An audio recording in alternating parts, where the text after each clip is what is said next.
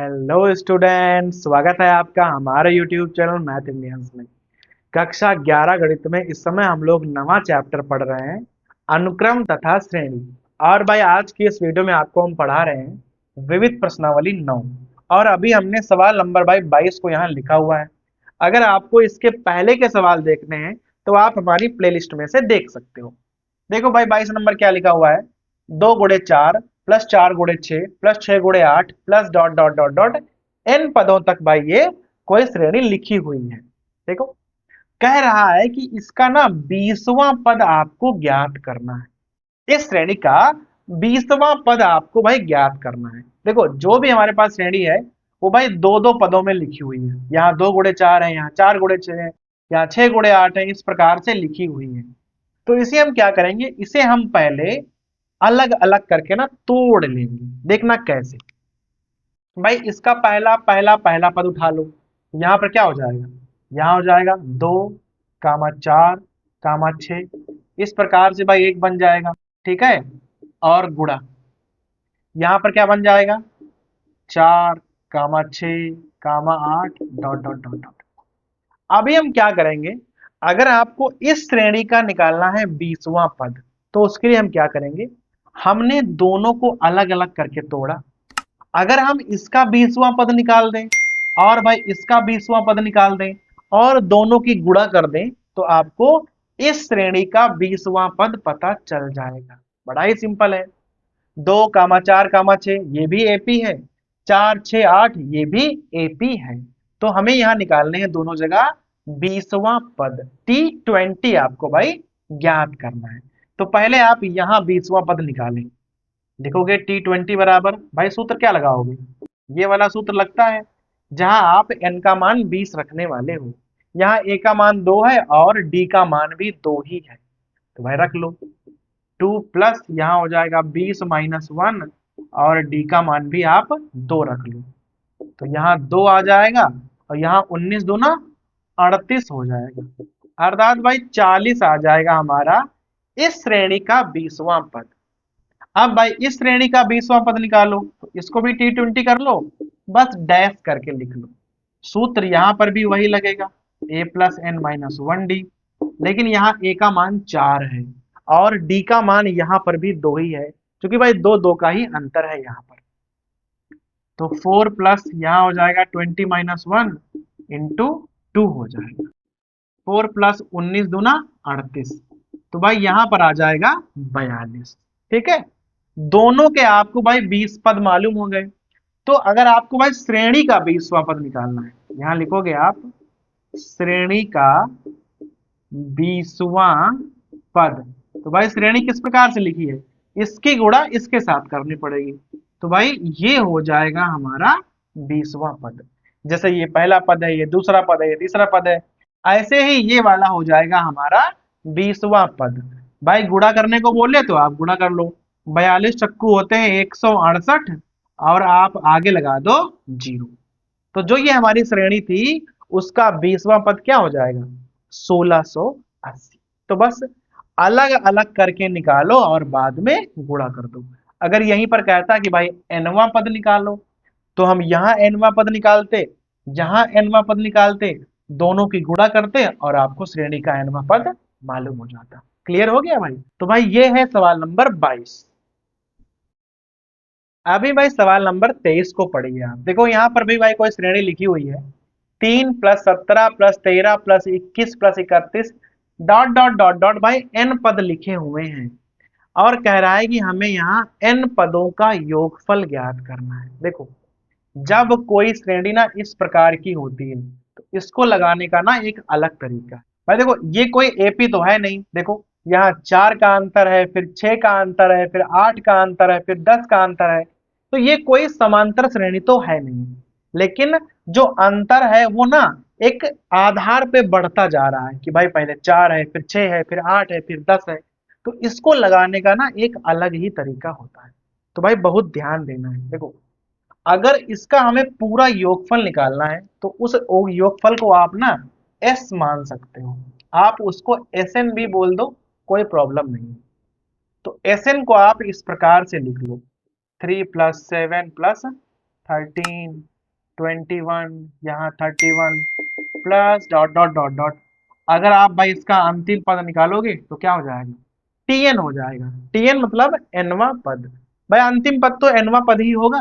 बस यहाँ भाई ट्रिक कौन सी होती है कि एसएन को हम दोबारा लिखते हैं, एसएन को हम दोबारा लिखते हैं, लेकिन एक संख्या छोड़कर लिखते हैं।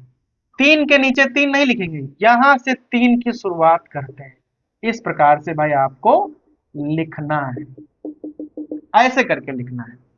ये टीएन लिखा है आपने, तो यहां पर हम टीएन के पहला वाला पद भी लिख देते हैं। इस प्रकार टीएन तो हमने लिखा ही है, पर हमने यहां पर Tn-1 भी लिख दिया है।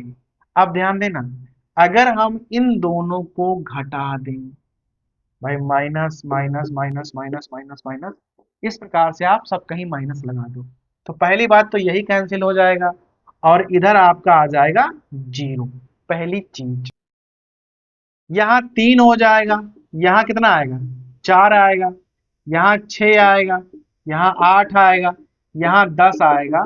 और भाई देखो, अब आपको एक श्रेणी ना दिखना शुरू हो गई होगी, पहला पद छोड़कर। इसको आप मत देखो, यहां से देखो 4, 6, 8, 10, 12, ये आपको एक एपी जो है वो दिखना शुरू हो गई है। अब भाई ध्यान देना, देखो यहां पर जो है आपका टीएन बच जाएगा माइनस में, जो वो वाला टीएन है, और जो ये वाला Tn-1 है, ये भाई कैंसिल होंगे और सीधा ये वाला टीएन आपका माइनस में बचेगा। एक और चीज भाई आपको ध्यान देनी है, पहले आप टीएन को ना इधर लिख लो, फिर आपको बताते हैं। 3 प्लस, आप ना यहाँ ब्रैकेट यूज कर लो, इस श्रेणी को ना एकदम अलग ही कर दो, 4 प्लस 6 प्लस 8 प्लस 10। अब आप यहाँ ध्यान दोगे कि ये n पद नहीं है, क्योंकि एक पद आपने बाहर निकाला हुआ है, तो ये कितने पद हैं? ये n-1 पद ही बचेंगे और ये एक समांतर श्रेणी बन जाएगी। अभी आपको ना टीएन पूरा हल करके ज्ञात करना है, तो भाई निकालो टीएन बराबर 3 प्लस, ये ना एक समांतर श्रेणी है, पद है n-1, तो आप क्या करोगे? n-1 पदों का योगफल ज्ञात कर लोगे। देखना सूत्र हो जाएगा n-1/2, और भाई यहां पर क्या आ जाएगा? 2a हो जाएगा 8 प्लस n-1d होता है, और यहां पहले से एक n-1 है, तो यहां पर हो जाएगा n-2 और d का मान है 2। भाई अगर यहाँ n होता है तो यहाँ n में से एक घटाया जाता है, तो यहाँ n-1 है, उसमें से एक घटाएंगे तो n-2 आ जाएगा। थोड़ा सा और हल कर लो, Tn बराबर 3 प्लस यहाँ n-2 यहाँ और अपॉन में आ जाएगा। यहाँ पर भाई ध्यान दीजिएगा, यहाँ 8 प्लस 2n-4 आ जाएगा, यहाँ घटाओगे तो 2n प्लस 4 आ जाएगा, जहां से आप 2 कॉमन निकाल सकते हो। भाई यहाँ आ जाएगा 2n प्लस 4, 2 हमने कॉमन निकाला तो बचेगा n प्लस 2। इस प्रकार से 2 और 2 ना हम कैंसिल कर देंगे, यहाँ पर आप गुणा कराओ तो Tn बराबर क्या आ जाएगा? देखो 3 प्लस n-1 और यहाँ है n प्लस 2, देखो n हो जाएगा n² plus 2n minus n, और यहाँ हो जाएगा माइनस का 2। थोड़ा सा भाई इसको सरल कर लो, देखो यहाँ पे क्या आ जाएगा? यहाँ आ जाएगा n², यहाँ आ जाएगा प्लस n, और यहाँ आ जाएगा प्लस 1। Tn आपको पता चल गया है। अगर आपको भाई Tn मालूम हो गया है तो आप Sn बहुत आराम से ज्ञात कर सकते हैं। डायरेक्ट फार्मूला होता है, Sn बराबर क्या होगा? बस सबको आपको सिग्मा लगा के लिखना होता है, ठीक है। चाहो तो भाई आप K में लिख लो, और चाहो तो आप डायरेक्ट भी लिख सकते हो, कोई दिक्कत नहीं है।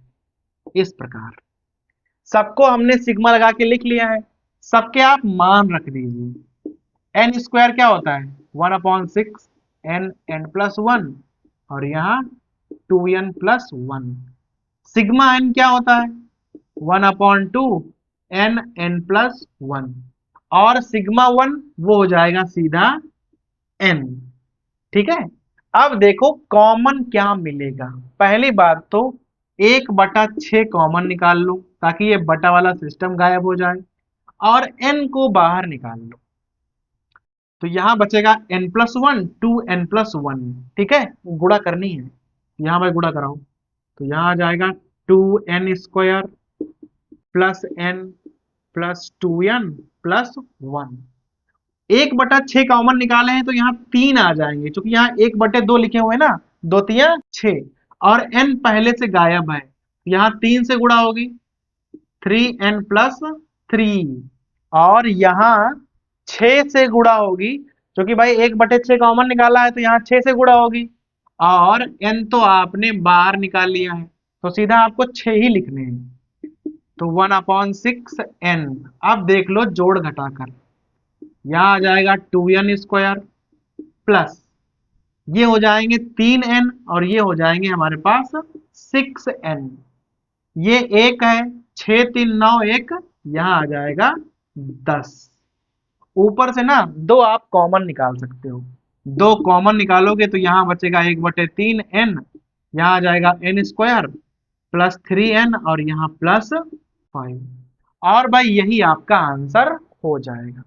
तो जब भी आपको ना इस प्रकार का सवाल मिलेगा तो आप पहले ये वाली ट्रिक जो है यूज करोगे। ये तरीका है केवल, उसी को आपको 2 बार लिखना है, एक संख्या छोड़ के घटाना है, तो पहली संख्या को छोड़कर बाकी जरूर जरूर एक समांतर श्रेणी बन जाएगी। उसका योगफल निकालो, हल करो, तो आपको tn nवां पद मालूम हो जाएगा। जैसे ही आपको nवां पद मालूम हो जाएगा, ऐसे ना आप निकाल सकते हो सीधे सिग्मा का यूज करके, और समझो भाई सवाल हो जाएगा।